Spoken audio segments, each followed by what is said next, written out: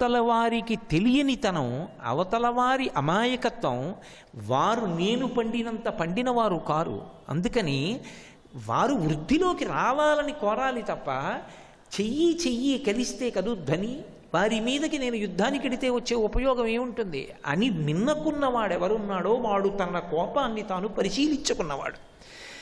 కాదు అని మీరు ప్రతిస్పందించారనుకోండి, అవి ఇబ్బందులకు కారణమవుతాయి. అందుకే వివిధ స్థాయిలలో కోపాన్ని పరిశీలించుకోవడం నేర్పుతుంది.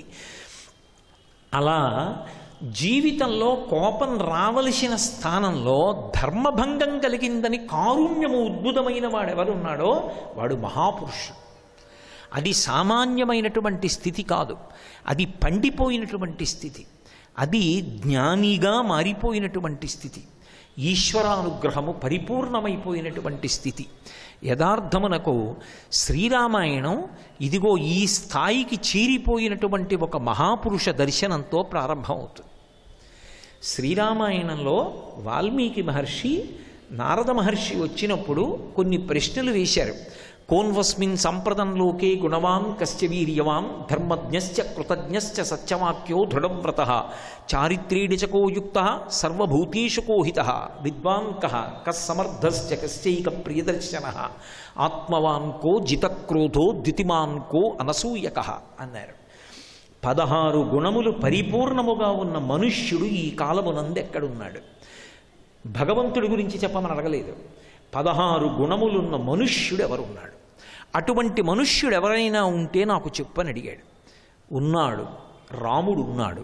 ఈ కాలమునందే పరిపాలన చేస్తున్నాడు, అయోధ్య పట్టణాన్ని రాజధానిగా చేసుకుని ఉన్నవాడు అని సంక్షేప రామాయణాన్ని నారద మహర్షి వాల్మీకి మహర్షికి వివరించారు. దాన్నంతటినీ విన్నారు. అందులో జితక్రోధో, కోపమును అదుపులో ఉంచుకున్నవాడు. ఎందుకంటే కోపాన్ని పూర్తిగా విడిచిపెట్టేయడం కాదు, కోపాన్ని సాధనంగా వాడుకోవడం రావాలి.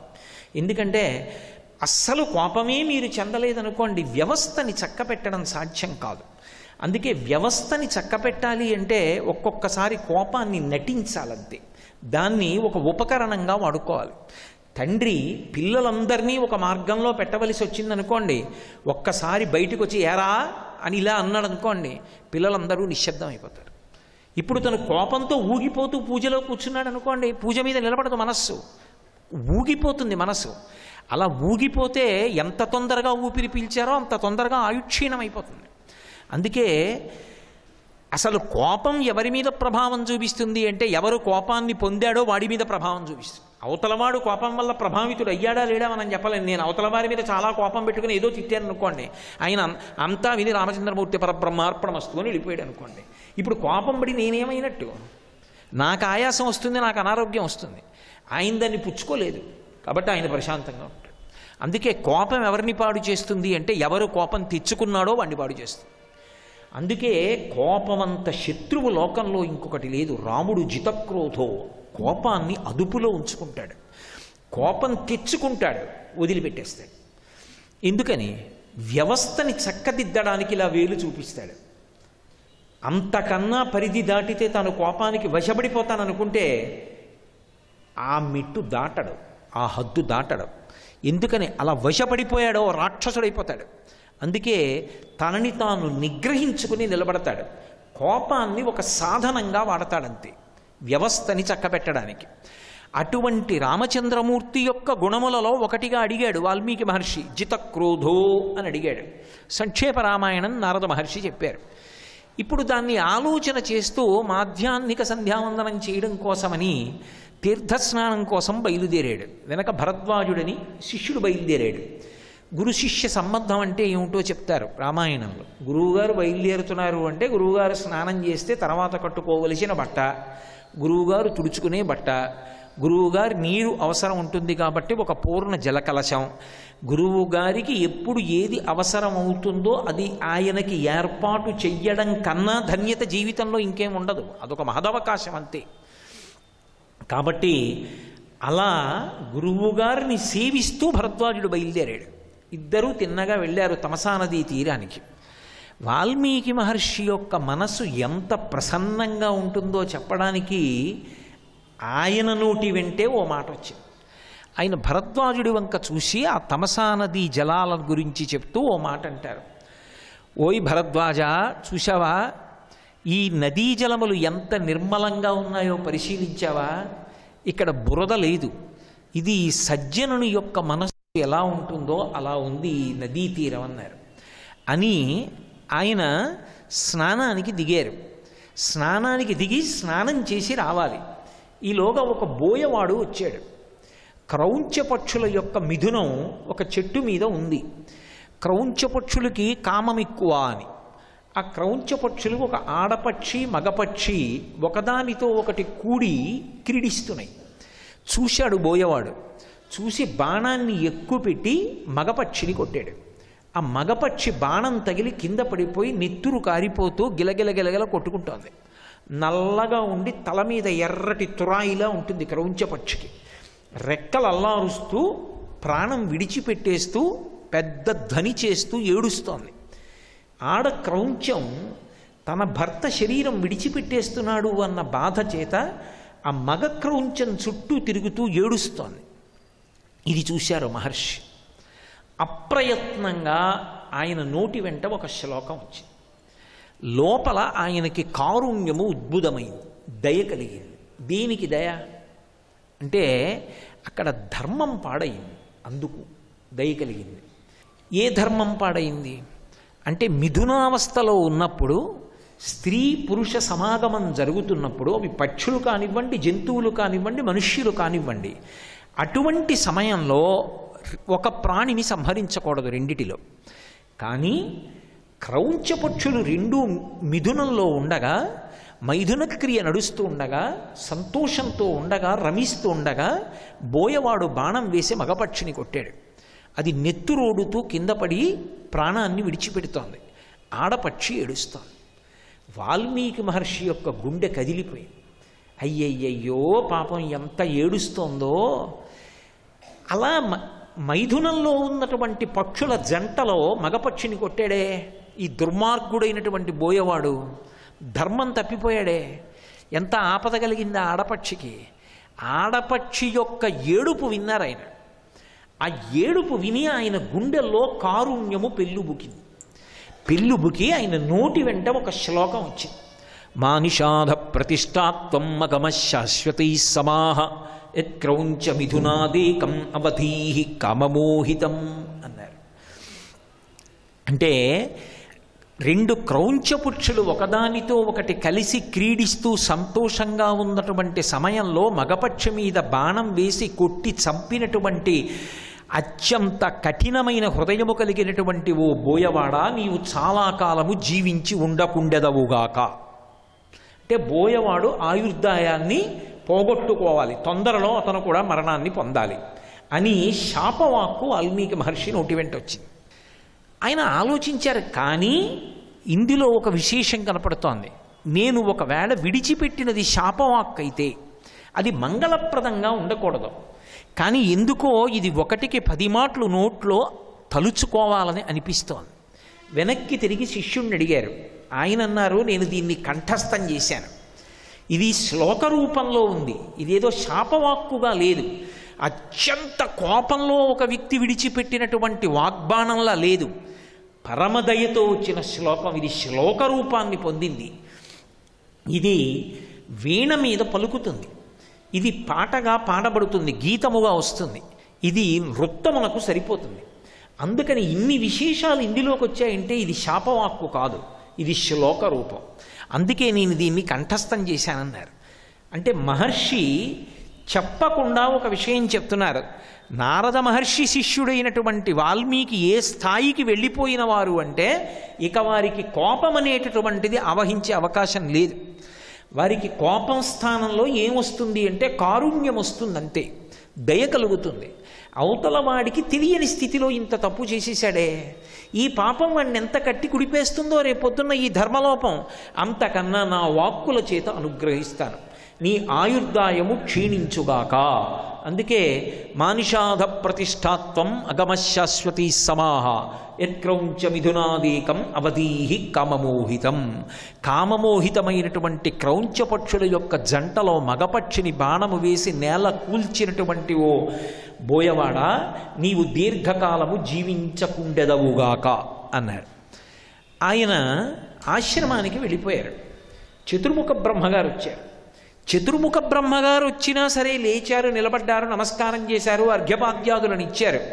కానీ ఆయనకి మాత్రం మనసులో ఈ శ్లోకమే వస్తోంది, నోట్లో ఈ శ్లోకమే తిరుగుతోంది. దాని గురించే ఆలోచిస్తున్నారు. కారణం, అనుకోకుండా ఆ శ్లోకంలో రామాయణం అంతా ఉంది. రామాయణం అంతా ఆ శ్లోకంలోకి వచ్చేసింది. సంక్షేప రామాయణం విన్నారు కదూ నారదుడి దగ్గర, అది మనసులో ఉంది. అటువంటి స్థాయి పొందిన మహాపురుషుడైతే తప్ప, అటువంటి కారుణ్యాన్ని పొందినవాడైతే తప్ప, అంత స్థాయికి ఎదిగిపోయి కోపాన్ని వర్జించగలిగిన వాడైతే తప్ప శ్రీరామాయణం చెప్పడానికి అర్హుడు కాడు. అందుకే శ్రీరామాయణ రచన చెయ్యాలి అంటే ఈ స్థితిని వాల్మీకి పొంది ఉన్నారు, చెప్పకుండా చెప్తున్నారు మనకి. అందుకే తపస్వాధ్యాయ నిరతం తపస్వీ వాగ్విదాంవరం నారదం పరిపప్రచ్చర్ వాల్మీకిర్మునిపుంగవం. నారదుడి యొక్క శిష్యుడైనటువంటి వాల్మీకి మహర్షి అంత స్థాయికి ఎదిగిన మహాపురుషుడు. అందుకే వారి నోటి వెంట వచ్చిన ఆ శ్లోకంలోకి రామాయణం అంతా ఒదిగిపోయింది. ఎలా అంటే, మా నిషాద, మా అంటే లక్ష్మీదేవి, లక్ష్మీపతి అయినవాడా, శ్రీకి నివాసస్థానమైనవాడా, మా నిషాద ప్రతిష్టాత్వం అగమశాశ్వతీ సమాహ. కామమోహితమై తిరిగేటటువంటి రావణాసురుడు మండోదరి అనబడేటటువంటి దంపతుల యొక్క జంటలో మహాపతివ్రత అయినటువంటి మండోదరిని విడిచిపెట్టి, ఎంత చదువుకున్నవాడైనప్పటికీ కూడా కామమోహితుడై శాస్త్రాన్ని పక్కన పెట్టి తిరగడానికి అలవాటు పడిపోయినటువంటి రావణాసురుడు అనబడేటటువంటి క్రౌంచ పక్షిని నీ బాణము చేత కొట్టి సంహరించి, మండోదరి తన భర్త కోసం ఏడిచేటట్టుగా చేసి రాక్షస సంహారం చేసి ధర్మప్రతిష్టాపన చేసినటువంటి ఓ శ్రీ మహావిష్ణువా, నీవు శాశ్వతమైన కీర్తి పొందెదవుగాక అని రెండో అర్థం వచ్చింది శ్లోకంలో. అదే ఒక్క శ్లోకంలోకి మొత్తం రామాయణం బాలకాండ నుంచి ఒదిగిపోయింది. మొత్తం రామాయణం ఆ శ్లోకంలోకి వెళ్ళిపోయింది. మా నిషాద అనేటప్పటికి బాలకాండ అయిపోయింది. ఎందుకని? బాలకాండ ఎక్కడ పూర్తవుతుంది అంటే సీతారామ కళ్యాణంతో పూర్తవుతుంది. మా నిషాద, లక్ష్మిని పొందిన నారాయణుడు, సీతమ్మని పొందిన రామచంద్రమూర్తి. అందుకని రాముడు శ్రీరాముడయ్యాడు, సీతారాముడయ్యాడు. అందుకని బాలకాండ. మా నిషాధ ప్రతిష్టాత్వం అగమశాశ్వతీ సమాహ. ధర్మం కోసం తండ్రి ఇచ్చిన మాట నిజం కావాలి అనేటటువంటి ఉద్దేశ్యంతో తండ్రిని సత్యవాక్యమునందు ప్రతిష్ఠించడానికి, తండ్రి కైకమ్మకిచ్చినటువంటి మాట నిజమవడానికి తాను 14 సంవత్సరములు అరణ్యవాసం చేసి తండ్రిని ధర్మమునందు నిలబెట్టి తాను ధర్మాచరణ చేసినవాడు కనుక అయోధ్యకాండ, అరణ్యకాండ అందులోకి వెళ్ళిపోయాయి. కాబట్టి అగమశాశ్వతీ సమాహ యత్క్రౌంచ మిథునాదీకం. వాలి తారతో కలిసి తిరుగుతున్నాడు సంతోషంగా. వాలి తార కూడా క్రౌంచ పక్షుల యొక్క మిథునం లాంటి వాళ్ళే. అదుపు తప్పిపోయినటువంటి వాలి తమ్ముడు బ్రతికున్నాడని తెలిసి కూడా తమ్ముడి భార్య అయిన రొమని తన భార్యగా అనుభవిస్తున్నాడు. అదుపు తప్పిన కామంతో ఉన్నటువంటి వాలి తార అనబడేటటువంటి పతివ్రత అయిన తన భార్యతో కలిసి తిరుగుతున్నప్పుడు ధర్మ వ్యతిరేకంగా ప్రవర్తిస్తున్నటువంటి ఆ వాలిని బొక్క బాణంతో కొట్టినవాడా యత్క్రౌంచ మిథునాదీకం. అందుకని కిష్కింధకాండ అయిపోయింది. కాదు, అలా తిరుగాడేటటువంటి జీవనం ఉన్నటువంటి రావణ మండోదరుల యొక్క జీవితం, ఆయన అంతఃపురం, ఆయన యొక్క విశేషం, ఆయన లంకారాజ్యం, దాని వైభవం చెప్పింది సుందరకాండ అయిపోయింది. యత్క్రౌంచ మిథునాదేకం, అందులో రావణ సంహారం చెప్పారు కాబట్టి యుద్ధకాండ అయిపోయింది. కాదు, మరి సీతమ్మ కథ ఎక్కడొచ్చింది అంటే, యత్క్రౌంచ మిథునా, కృషించినటువంటి శరీరం కలిగి తపస్విని అయి రామచంద్రమూర్తి కోసమని చెప్పి వ్రతం పాటించినటువంటి సీతమ్మ యొక్క వైభవం చెప్పబడిన సుందరకాండ గురించి అందులోకి వచ్చింది కాబట్టి యత్క్రౌంచ మిథునాదేకం, క్రౌంచి అన్న మాటలోకి సుందరకాండ అయిపోయింది. ఇప్పుడు తిరిగొచ్చిన రాముడు శాశ్వతమైన కీర్తిని పొంది పట్టాభిరాముడయ్యాడు.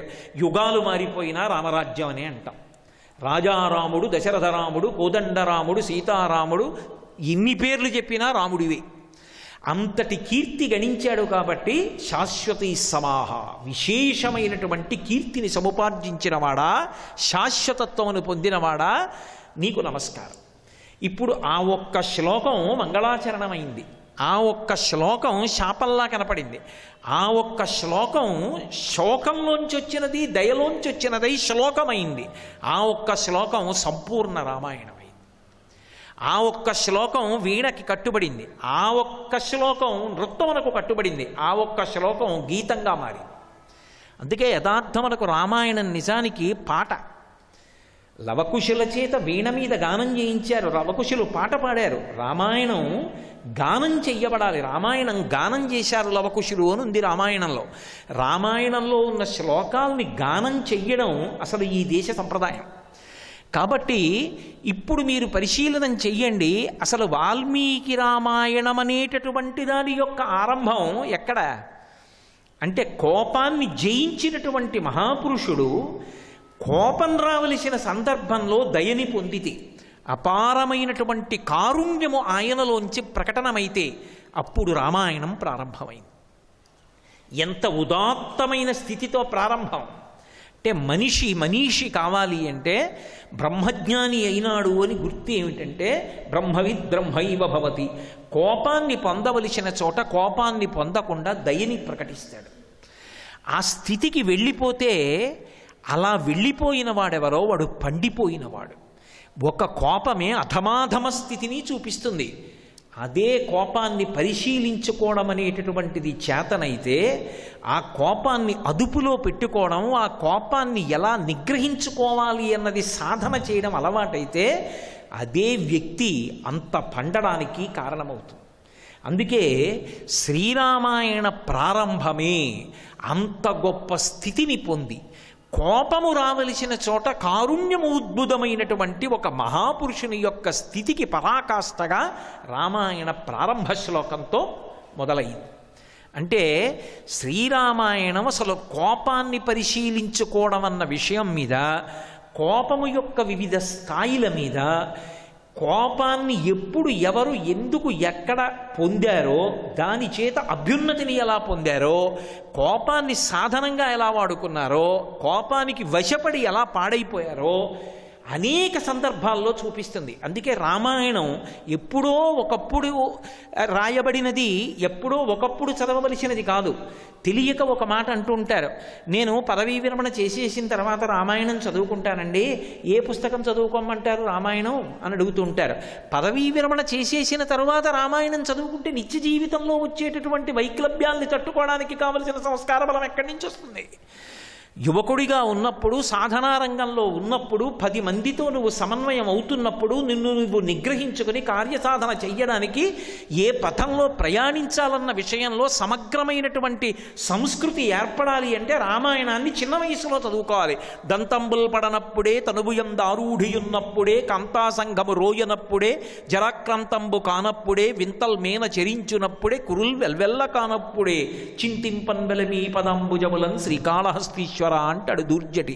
అలా చిన్నతనంలో ఉండగా చదవాలి తప్ప, ఎప్పుడో వయసంతా అయిపోయిన తర్వాత రామాయణం చదువుకుంటానండి అంటే, అప్పటికి ఎవరి మీద నువ్వు కోప్పడకూడదో, ఏ కోపం తెచ్చుకోకూడదో ఆ కోపం తెచ్చేసుకుని ఎవరిని ఏమనకూడదో అది అనేసిన తర్వాత, ఆ పాపం మూట కట్టేసుకున్న తర్వాత, వయసుడిగిపోయిన తర్వాత రామాయణం చదువుకుని పశ్చాత్తాపం పొందడానికి పనికొస్తుందేమో కానీ, నువ్వు జీవితంలో దోషాలు పొందకుండా ఉండడానికి, నిగ్రహించుకోవడానికి కావలసిన సాధన ఎలా మారుతుంది? అందుకే ఓపికండగా పఠించవలసినటువంటి సద్వస్తువులు ఇవన్నీ. శ్రీరామాయణం అంత అద్భుతమైనటువంటి గ్రంథం. కోపాన్ని నిగ్రహించుకున్నవాడు ఎంతటి ఉత్తముడో చూపిస్తారు రామాయణం. కుశనాభుడు అని ఒక మహారాజు, బాలకాండలో ఆయన యొక్క వృత్తాంతాన్ని చెప్తారు. అటువంటి కుశనాభుడికి అప్సర స్త్రీ అయినటువంటి ఘృతాచి యందు 9 కన్యలు ప్రభవించారు. వాళ్ళందరూ కూడా చాలా గొప్ప రూపలావణ్య సౌందర్యములు కలిగినటువంటి వాళ్ళు. వర్షాకాలంలో నల్లమబ్బుల మీద మెరుపు తీగలు ఎలా ఉంటాయో అంతటి అందగత్తెలు. బాహ్యమునందు రూపయవ్వనములతో ప్రకాశిస్తున్నారు, ఆంతరమునందు వారి యందు సమస్తమైనటువంటి సుగుణములున్నాయి. ఇటువంటి 9 కన్యలు ఒకానొక నాడు ఉద్యానవనంలోకి వెళ్ళి సంతోషంతో క్రీడిస్తున్నారు. వాళ్ళందరూ ఏవో వాద్యములను మ్రోగిస్తున్నారు, నృత్యం చేస్తున్నారు, ఆడుకుంటున్నారు. అంతటా నిండి ఉంటాడు వాయువు. వాయువు మహానుభావుడు. వాయువు యొక్క వైభవాన్ని రామాయణంలోనే ఉత్తరాఖండలోనే చెప్తారు. వాయు ప్రాణ సుఖం వాయు. అసలు వాయువే ప్రాణము, వాయువే సుఖము. గాలి తగలటం లేదనుకోండి చికాగ్గా ఉంటుంది. గాలి తగులుతోంది అనుకోండి అమ్మయ్య అనిపిస్తుంది. అమ్మయ్య కాస్త గాలి వేసిందండి అంటాం. వాయు ప్రాణ సుఖం వాయు. ఆ వాయువు శరీరంలోంచి వెళ్ళిపోయిందనుకోండి అంతే, మృత్యువుని పొందాడు అంటారు. వాయునాసం పరిత్యక్తం న సుఖం విందతి జగత్. ఆ వాయువు కానీ విడిచిపెట్టేసింది అంటే లోకం సుఖాన్ని పొందదు. అంతేకాదు కాష్టభూతాని జిజ్ఞిరే. శరీరంలోంచి గాలి అంతా బయటికి వెళ్ళిపోతే శరీరం కర్రలా అయిపోతుంది. అందుకే చనిపోగానే మనిషి కాలు ఇలా పైకెత్తితే మడుచుకుంటుంది. కొంతసేపు అయిపోయిన తర్వాత కాలు పట్టుకు పైకెత్తితే కర్రల శరీరం అంతా లేచిపోతుంది. ఎందుకంటే ఇంకా లోపల వాయు ప్రసరణం ఆగిపోతుంది. ఇక వాయువు తిరగదు. తిరగకపోతే కాష్టము కర్రలా అయిపోతుంది శరీరం. అటువంటి వాయువు పూజనీయుడు. సర్వం శ్రీ ఉమామహేశ్వర పరబ్రహ్మార్పణమస్తు. స్వస్తి.